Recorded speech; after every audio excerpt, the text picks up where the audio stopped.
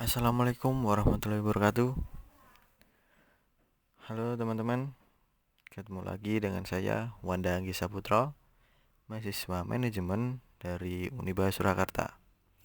Ya, pada video kali ini saya akan menjelaskan materi mengenai kinerja manajerial. Selamat menyaksikan. Ya, yang pertama, yang pastinya pengertian kinerja manajerial adalah hasil dari proses aktivitas manajerial yang efektif, mulai dari proses perencanaan, pelaksanaan, penatausahaan, laporan pertanggungjawaban, pembinaan, dan pengawasan. Variabel kinerja manajerial diukur menggunakan instrumen self-rating yang dikembangkan oleh Mahani dan Alvar, di mana setiap responden diminta untuk mengukur kinerja sendiri dalam 8 dimensi, yaitu perencanaan, investigasi, pengkoordinasian, evaluasi, pengawasan, pemilihan staf, negosiasi, dan perwakilan, serta satu dimensi pengukuran kinerja seorang kepala dinas, kepala bagian, dan kepala bidang secara keseluruhan. Penjelasan mengenai indikator yang digunakan untuk mengukur kinerja manajerial.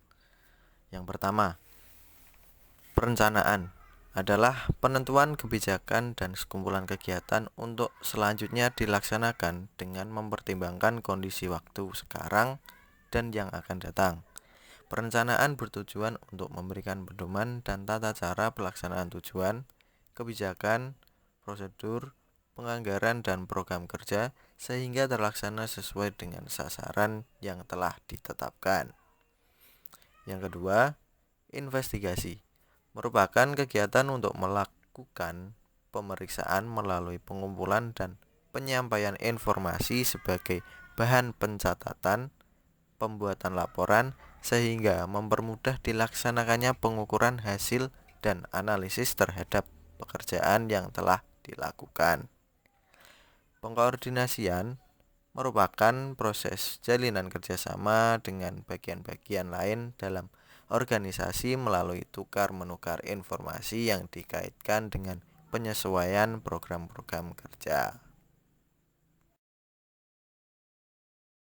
Yang ketiga, koordinasi menyelaraskan tindakan yang meliputi pertukaran informasi dengan orang-orang dalam unit organisasi lainnya guna dapat berhubungan dan menyesuaikan program yang akan dijalankan. Yang keempat, evaluasi adalah penilaian yang dilakukan oleh pimpinan terhadap rencana yang telah dibuat dan ditujukan untuk menilai pegawai dan catatan hasil kerja sehingga dari hasil penilaian tersebut dapat diambil keputusan yang diperlukan. Yang kelima, supervisi, yaitu penilaian atas usulan kinerja yang diamati dan dilaporkan nantinya.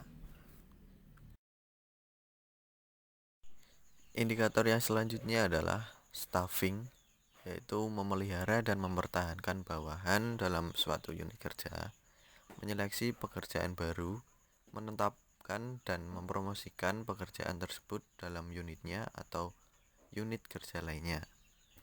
Yang selanjutnya, negosiasi, yaitu usaha untuk memperoleh kesepakatan dalam hal pembelian, penjualan, atau kontrak untuk barang dan jasa.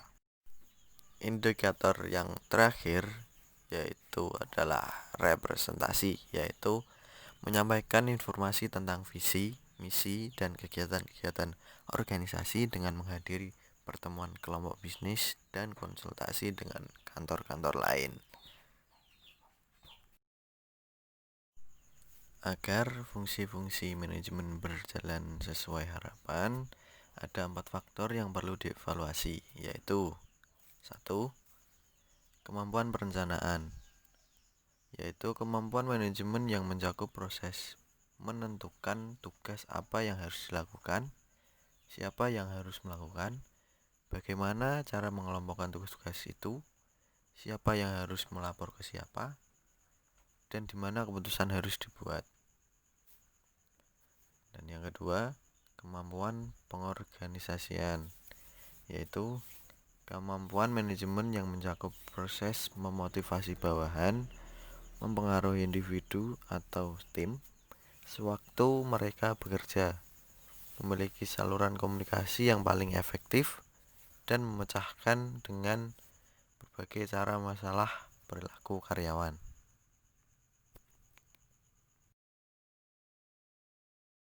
Yang ketiga, kemampuan kepemimpinan, yaitu kemampuan manajemen yang mencakup proses pemantauan kinerja aktual atau secara langsung, membandingkan aktual dengan standar, dan membuat koreksinya jika perlu.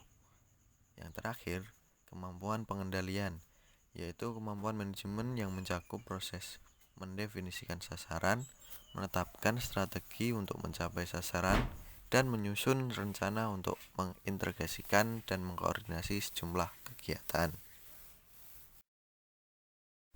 Yang selanjutnya adalah tingkat manajerial.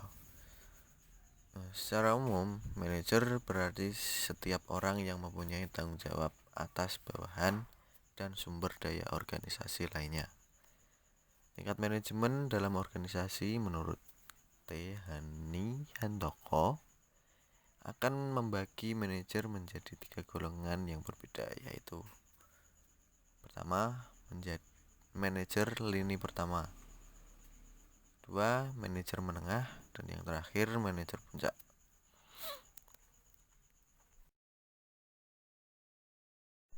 Adapun penjelasan mengenai tingkatan manajerial tadi, yang pertama, manajer lini pertama yaitu tingkatan paling rendah dalam suatu organisasi yang memimpin dan mengawasi tenaga-tenaga operasional. Manajer lini sering disebut dengan kepala atau pimpinan, mandor, dan penyedia atau supervisor. Yang kedua, manajer menengah.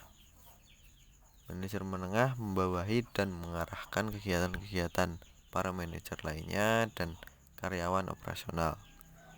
Sebutan lain bagi manajer menengah adalah manajer departemen, kepala pengawas, dan sebagainya. Yang terakhir, manajer puncak. Klasifikasi manajer ini terdiri dari sekelompok kecil eksekutif. Manajer puncak bertanggung jawab atas keseluruhan manajemen organisasi, yang termasuk dalam manajer puncak adalah direktur, presiden, kepala divisi, wakil presiden, senior, dan sebagainya. Ada juga peran manajerial. Menurut Henry Mintzberg yang dikutip oleh Ismail Solihin, terdapat 3 kategori dasar peran manajerial, yaitu 1, peran interpersonal atau interpersonal roles, 2, peran pembawa informasi atau informational roles, yang ketiga, peran pengambil keputusan atau decisional roles. Kemudian tugas manajerial. Menurut Handoko, tugas penting yang dilakukan oleh manajer adalah sebagai berikut. 1. Manajer bekerja dengan orang lain. 2. Manajer memadukan dan menyeimbangkan tujuan-tujuan yang saling bertentangan dan menetapkan prioritas. 3. Manajer bertanggung jawab dan mempertanggungjawabkannya.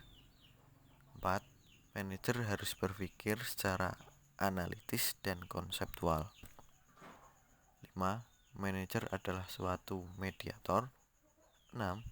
Manajer adalah seorang politisi. 7. Manajer adalah seorang diplomat. Dan yang terakhir, manajer mengambil keputusan-keputusan yang sulit. Itulah manajer. Nah, itu tadi materi yang dapat saya sampaikan kepada teman-teman. mungkin kurang lengkap, dan saya harap materi yang sedikit ini dapat membantu teman-teman dalam proses belajar. Apabila ada yang kurang lengkap, mohon dilengkapi di kolom komentar. Dan terima kasih sudah menonton video saya. See you. Wassalamualaikum warahmatullahi wabarakatuh.